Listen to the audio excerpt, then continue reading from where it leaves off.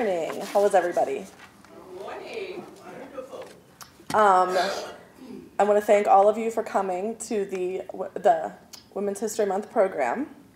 As you know, National Women's History Week was declared in 1980 by President Carter and was expanded by congressional resolution to National Women's History Month in 1987. The initial focal date is March 8th, the International Women's Day, was used to reinforce the connection between and among all women. And every year for Women's History Month, there's a theme. And the theme for this year is Women Inspiring Innovation Through Imagination, celebrating women in science, technology, engineering, and mathematics. This theme honors generations of women who throughout American history have used their intelligence, imagination, sense of wondering, and tendency to make extraordinary contributions to the STEM fields. I would like to now welcome Nancy Vargas to introduce our speaker. Thanks. Good morning and welcome to Women's History Month. I am very honored today because we have at NETL a series of prestigious women that have dedicated their lives to the STEM field. Today, I'm extremely privileged in introducing one of them, and that person is Dr. Cynthia Power, and she is the director of the NETL Office of Research and Development. In there, she leads a comprehensive research effort to discover the solutions that will make sustainable fossil energy utilization a reality. With research facilities of more than 400 scientists and engineers and a large portfolio of successful collaborations with the private sector, NETL Office of Research and Development has had a strong track record of research success under Dr. Powell's leadership. Numerous publications in high-impact journals, multiple R&D awards, and patents and licenses are part of her success as director of our research and development program. She has over 20 years of hands-on research experience. She received her PhD in material science from Case Western University in 1989, preceded by a master's in science in 1985 and a bachelor's of science in 1983 in ceramic engineering from Clemson University. Please help me in welcoming Dr. Powell. Dr. Powell. Thank you, and good morning to everyone. So, I would like to have a wonderful story to be able to tell you and to interest you in, and I'll have to be honest with you. So, I don't really have that, but I'm going to talk to you a little bit about my own path in science and engineering, how I came to the place where I could take on the job as director of the Office of Research and Development, and really where I think that women can contribute in these fields, as well as honoring who they are as mothers, as sisters, as daughters, etc. And it is a challenge, and yet women I see over and over again, and they're everyone sitting here in the audience, I'm looking at you, you all contribute in a very important way to the mission of NETL, and absent your contribution, we wouldn't be nearly as successful as we are, and we are very successful. I'm very proud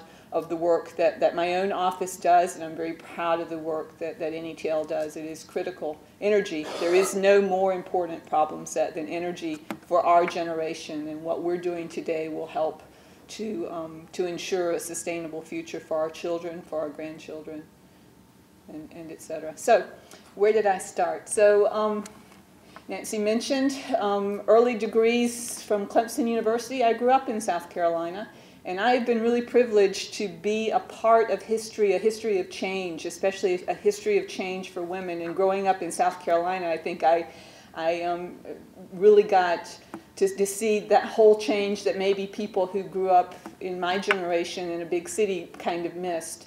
But whenever I was growing up in upstate South Carolina, I spoke with a very strong Southern accent, y'all. And I can still go back to that whenever I go visit my parents. But it was still a time where the woman's place was in the home. And my mother modeled that. She was a homemaker for a good many years until I went to high school, and she felt free enough to be able to go out and get a job and help to support the family. But even as I was going through high school, looking for a husband, looking towards a family was really what I was looking at. I was smart enough to be able to take, science classes and things like that, and I was very interested. But my primary focus, quite honestly, was on being a mother, being a wife, being a homemaker. And so I went to Clemson University. I think that I still thought that I would have a career. My mother is a wonderful person. She's one of these people who can do anything and everything, and she does it well. She's an artist, and et cetera. And so with that model, it was in my mind, or probably just part of my own family culture, that of course I was going to make a difference. I was going to do things. But I still thought that family was very important. It was modeled to me. And so I thought that that would be what I would be first. And so I went on, I did a degree in engineering, Clemson, in ceramic engineering, bachelor's, and it was suggested to me that, well, why don't you just go ahead and do a master's? And I interviewed, got a couple of job offers in a couple of factories on the factory floors, and I thought, I don't want to do that. I think I really want to try out this research, and I should talk a little bit about my experiences in doing that, and especially as a woman. So when I was growing up in South Carolina, so we were because it was a small town, really the center of the universe. There weren't women's sports, for example, still. If you were a woman and you wanted to be involved in sports, you were a cheerleader.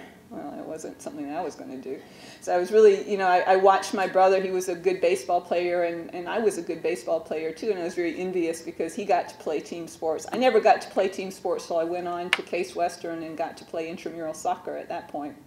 And that was exciting. But so it was still that kind of time. As I said already, people didn't think about, or I didn't think so much about what my career was beyond being a mother and a wife. The other interesting thing that I just want to touch on, because I feel like I have lived in a very interesting time. Again, this was the South, and fairly deep South, not as deep as some places.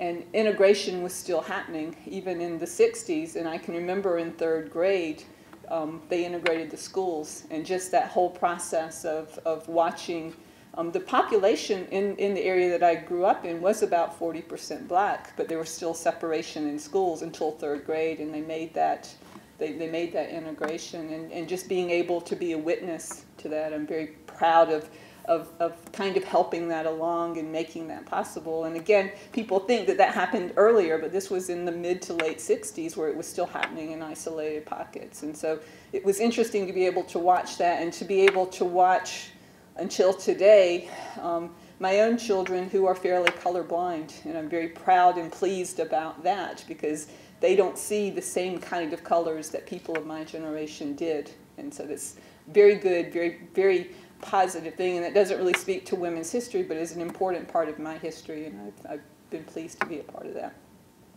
So anyway, so we went to Clemson, thought I would get a degree, didn't seem to be able to find too much in the way of a boyfriend, so that was probably a good thing. So I couldn't really follow up on that aspect of wanting to be a wife and a mother.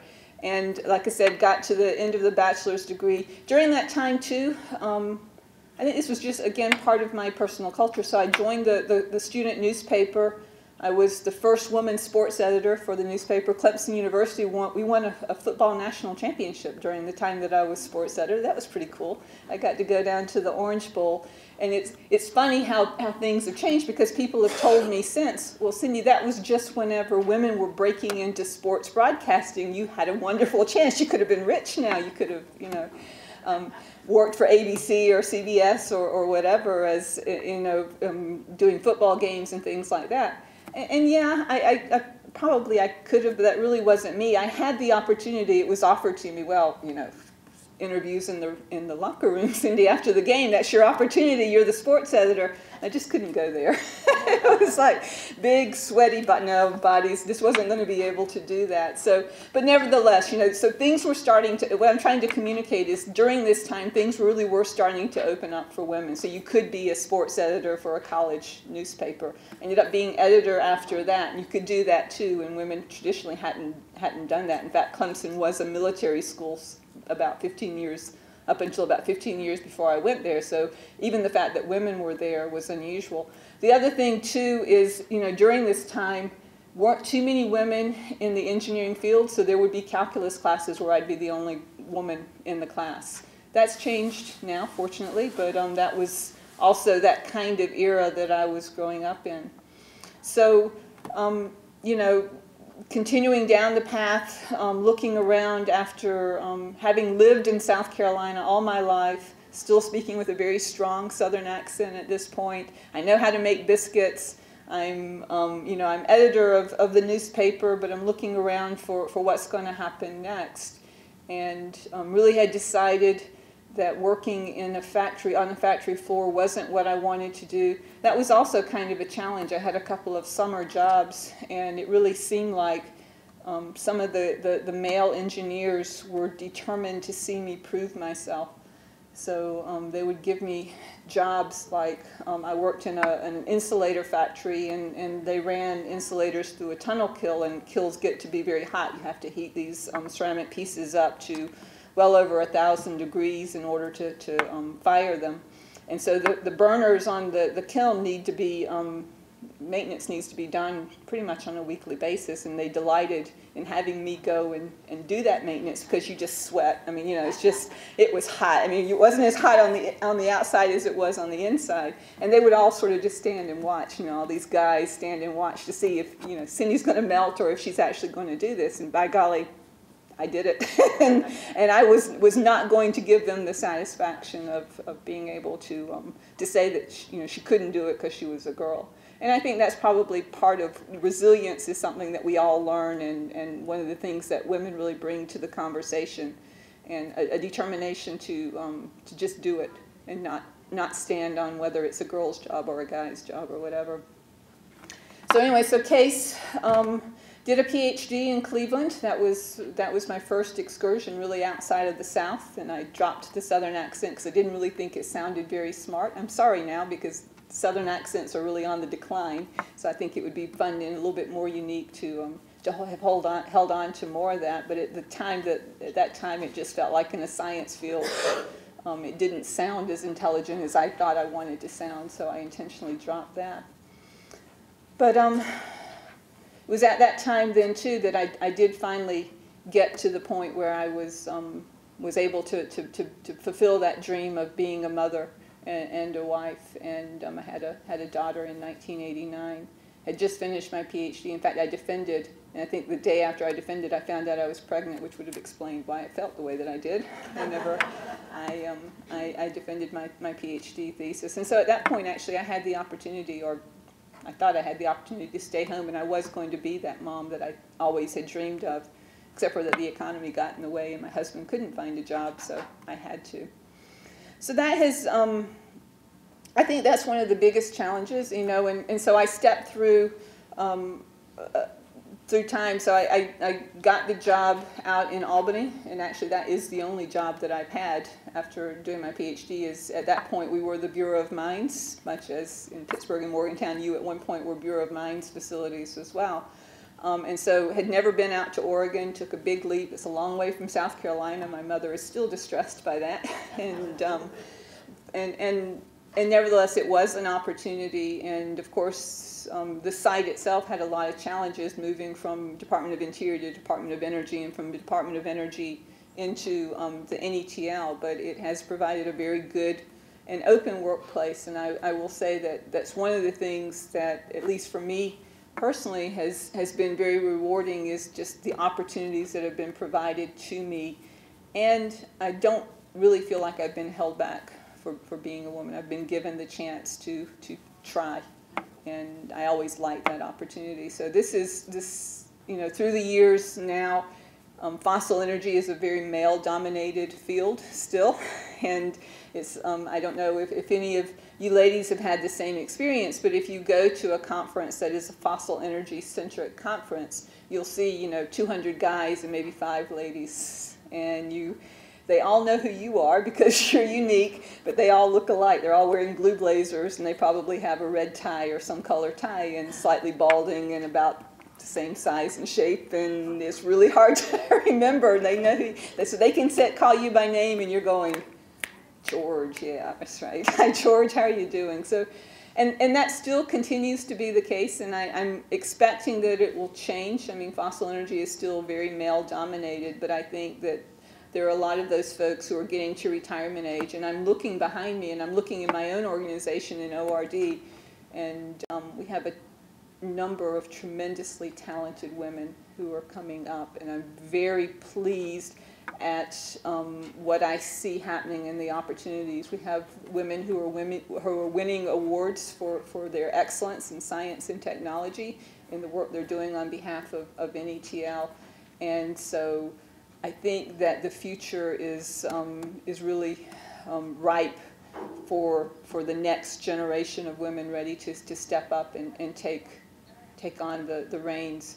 I'm a little bit concerned whenever I look beyond the next generation, though. So if I think to the young people who are in school today, who are in high school, and who are in college, they don't seem to be as interested in science and technology as the previous generation, and I don't know what's going on there. I try to probe, and I try to understand, and I just, for some reason, the young women of today seem reluctant to think too much about science, and it's not for a lack of talent. So I'm really kind of puzzling, and I am concerned because I think that a woman's perspective is very important to balance the conversation.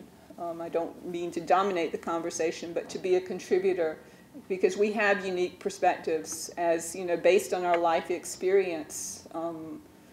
We bring something to the table that is very important and needs to be heard, and I do worry about these young women today who, for whatever reason, don't feel, and what disturbs me most of all is I get the feeling that they don't feel good enough to take on the science and technology fields, and so I think we're failing them in some way. And I would take my own children into that. Now I've tried to model for my daughter, the value and the interest and the excitement of a career in science. And for the longest time she resisted. So now she's 23 years old, and all through high school, no way, I'm not going to be what you are, Mom. And that there was probably that dynamic, but it's taken her now. So now she's 23, and now she's in a science field. But she resisted it all the way up until about the time she was 21, and so there's that aspect of the culture. Maybe it's the messaging that they're getting from the popular culture that is creating this. I'm not quite sure, but it's something that I'm very sure that we have to fix. One of the things that I would like to see, and I think that at NETL in ORD that we're hoping to implement, is an undergraduate intern program where maybe we can start to focus at some of these women and convince them that a research career in science and technology would be something that would be very important for them to do and could make a difference. So we'll try to do what we can, but again, I remain a little bit concerned about long-term future. So one of the things, too, that I think that we women, especially women of my generation, have been told along the way is that you can do it all.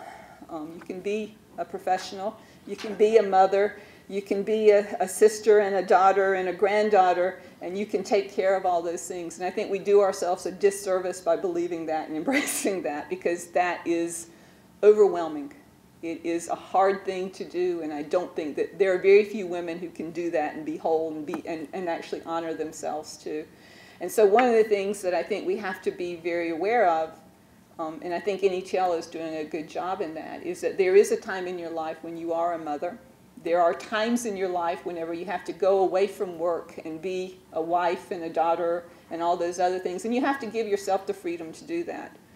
And something that I've learned, and I think whenever you do that, you come back to the workplace a much broader, much more emotionally intelligent individual, and you bring more value to your organization when you're able to do that. But this myth that we can do it all is something that I try to dismiss, and I try to tell young women today, whenever I have the opportunity, don't expect that. Don't even try to subject yourself to that, because that's something that is going to be very difficult to realize. You can have it all, but you can't have it all at once, and there are going to be pressures that you're going to need to address, and you're going to have to go. Your child is going to be sick on that day when you were supposed to give a presentation to somebody important, or you were going to have to do something at work that was very critical, and you just are going to have to deal with that, and honor who you are inside and make those choices accordingly. So there are things that, and like I said, I think NHL is very good in the sense that there are ways to be able to support our women whenever they are mothers, and whenever they need to address family issues, and I think that our employees are broader and more contributing as a result of that. So that is kind of, like I said, there wasn't any guiding star that I really had that got me to the place that I am today. I'm grateful for the opportunity, and I think I'm very proud of the work that the Office of Research and Development does at NETL. Many of you support that effort, and I appreciate and I'm very proud of the work that you guys do on our behalf. And you know, I kind of would like for this to be a dialogue. If you have any questions, or if you want to share some of your own experiences as women, some of you are also involved in science and technology fields. Be happy to share the podium with you and maybe talk a little bit about experiences. To share some experiences that Alice and myself and the team who works in doing federal financial reviews for the Department of Energy, what we have really found at the different universities that we attend. The team, we are supposed to review 2 or 3 universities a year where the Department of Energy have given the substantial money for research and development. And we have been doing this for the last, I would say, what, 8 years maybe, or 10 years. And every time we go is at a university where we go and review the PhD program. And what we have found throughout the years is that we can see maybe 1 or 2 American women going through their PhD. But the majority of the people that we find there and the women that we find there are either from India, Pakistan, or China. And I'm saying in huge numbers. When we went to Chapel Hill, the university there were at least 10 to 12 women from India doing their PhDs. We have asked, because that's part of what we do, what's going on when we have the interview with the women, because we interview professors and we administrators and we interview students in their PhD level, and we have asked the women what's going on. Wow. How come there's no more women in this field? All of them say that is extremely sacrificing. In other words, it is at least, they say, 6 to 7 years after they have done their bachelor's degree that they have to continue to do research and work in their PhD. And some of them are not willing to give that time to get the PhD, especially if they are in the engineering fields. Because some of them in the engineering fields can graduate, go to the market, and make an extraordinary amount of money that will not in any way, they say, justify for them to continue to make the PhD. And the ones who successfully have completed their PhD, they mention in several occasions that now that I am at this stage of my life, it is very difficult for me to either get married or have children. If I get married, I don't want children because I have dedicated my life to the research and they're really into this. So it's an interesting paradigm, in my opinion. What do we do here to try to get, as I say, more women and more Americans in the areas of PhD, doing their PhD in science, engineer, math, and in this area. So I just wanted to share that with you because we see it every year. And by the way, Cindy, one of the universities that we're going this year for a review is Clemson. All right. So it's going to be interesting to see what the dynamics are there. So if any one of you want to contribute or say anything, please do. Yeah, I wanted to say, make a comment about, but not along those lines, different. You said about the business of being a mother, an engineer, employee. Right. I had the impression, like most people, I'm a little older than you, so I'm a little closer to that era where really women were just now breaking in. Right. And some of the things that you said about women believing that they could do it all, it was a little bit self-imposed. Yes, I think so. You're right. It was we believed that if we dressed like men, which we did, yep. And if we looked like men, we would be accepted, and we had to do everything that men did the same way. So I have also, I noticed the competition was hard, of course, and the against men, but it was even worse against women. Yes. Women competing with each other was bloody, and I found that I could not live like that. Yeah. That was my first realization. Then I realized I didn't have to look like a man or dress like a man. So it was a process before, and then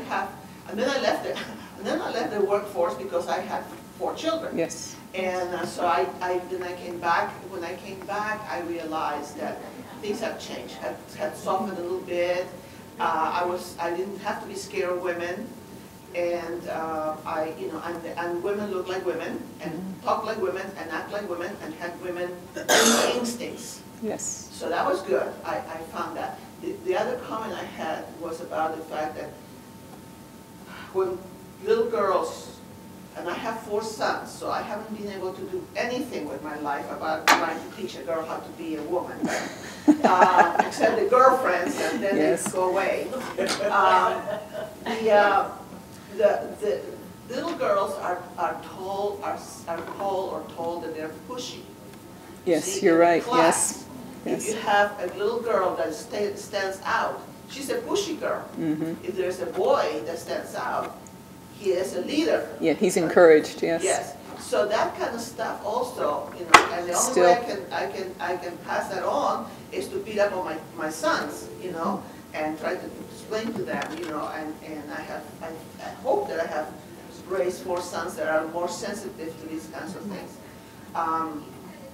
But there was one more that I forget now. But in any case, those were the couple of comments that what you mentioned.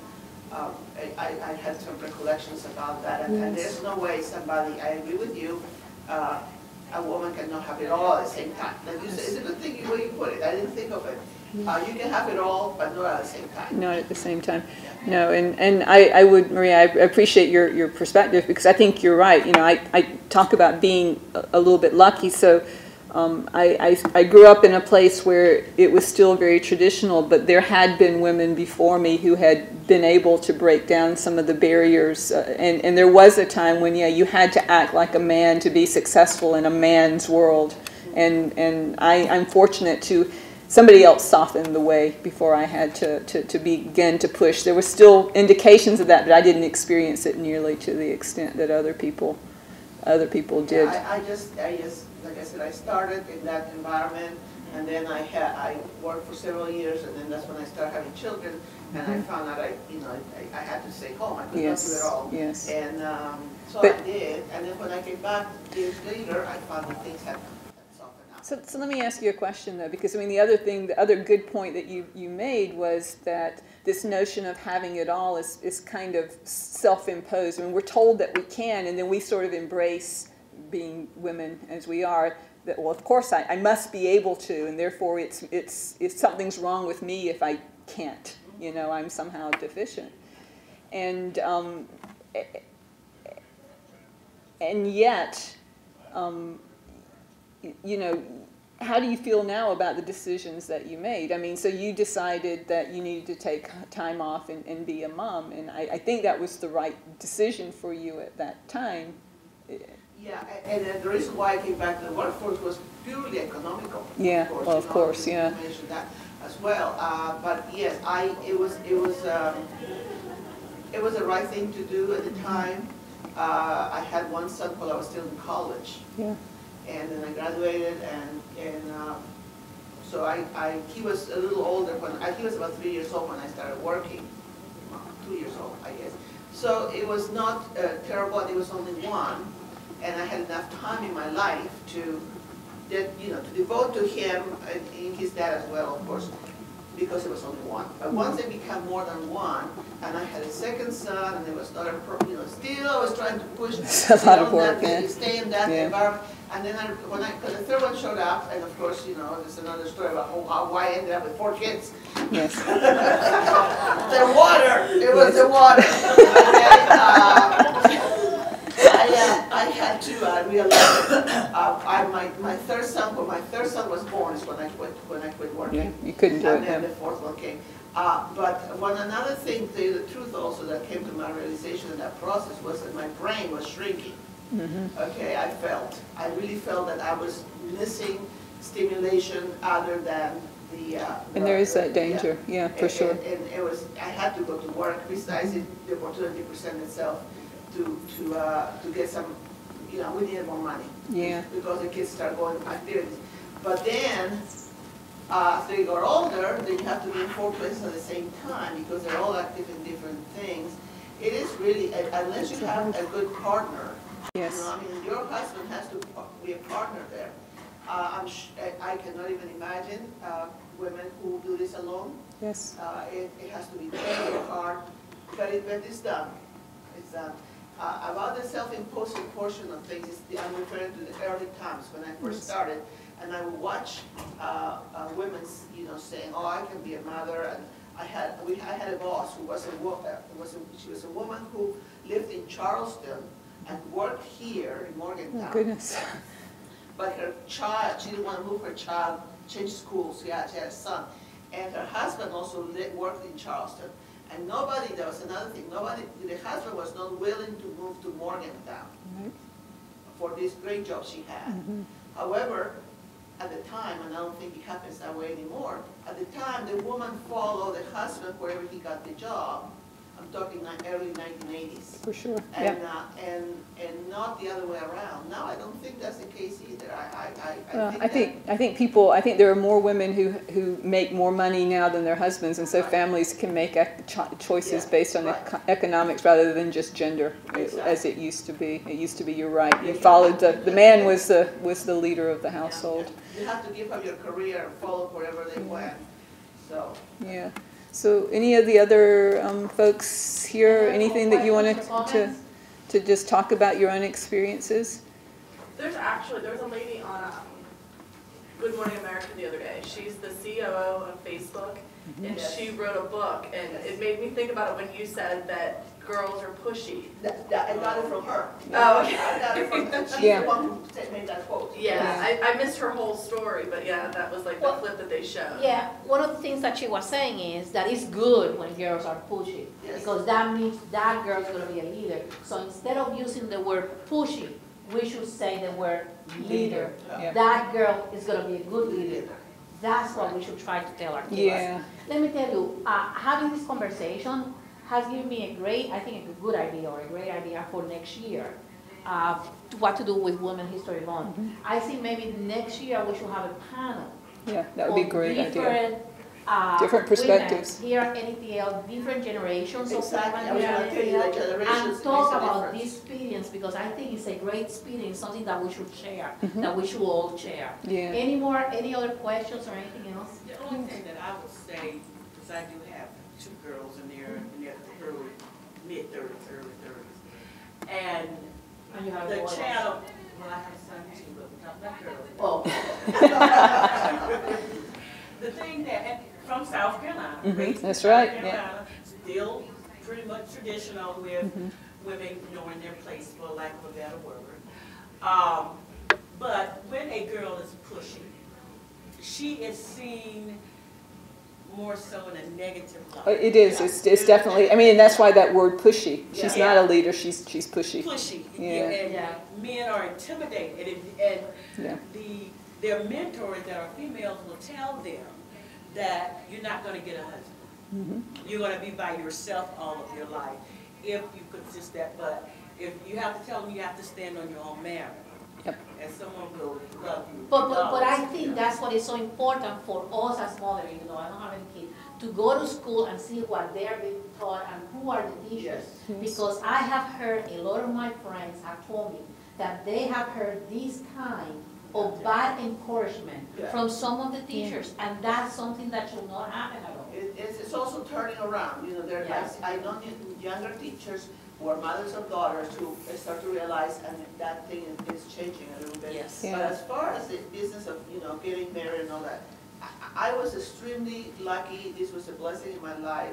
I was born in Peru, and talk about tradition. Oh yeah, for sure. My class, I went to an all Catholic, all girls high school, all right?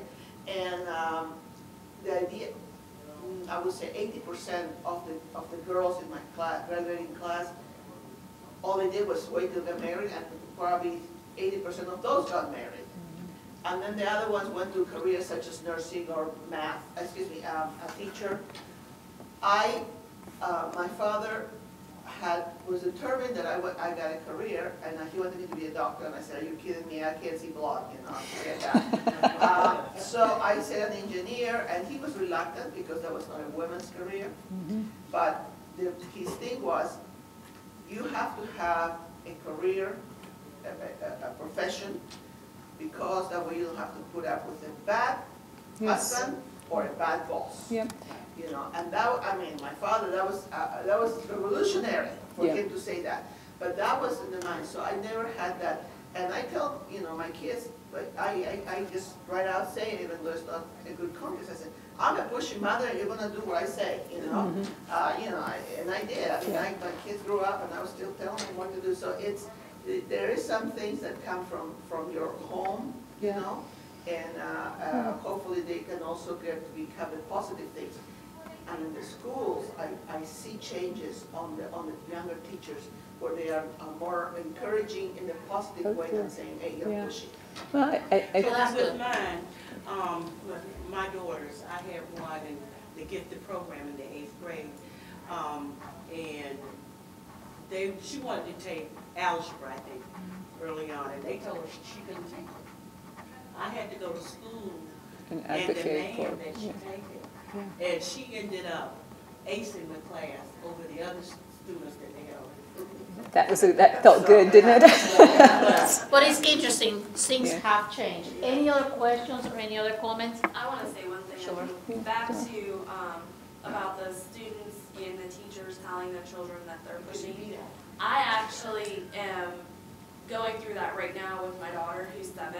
She is very assertive, and we want her to be assertive, but I noticed, like, even in her 1st grade class, her teacher for her conferences would even tell us that she's kind of bossy.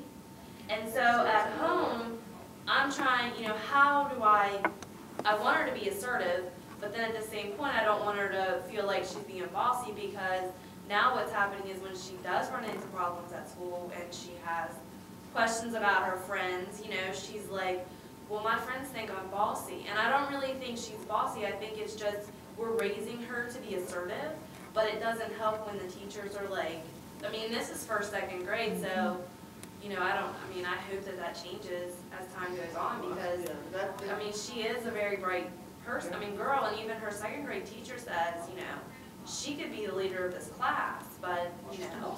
Yeah, you So have to it's find like, a how balance do you there. balance that? Because you want her to be assertive and you want her to do good things, but then you've got the teachers telling you, you know, and it's Go to like. the internet and Google, you know, and find a book. Because I want to be encouraging. We do some new things. You don't know about that. I wouldn't know how to deal with that. So somebody well, wrote a book. We have to go to an end with the program, because we have to turn this around for our class at 12:30.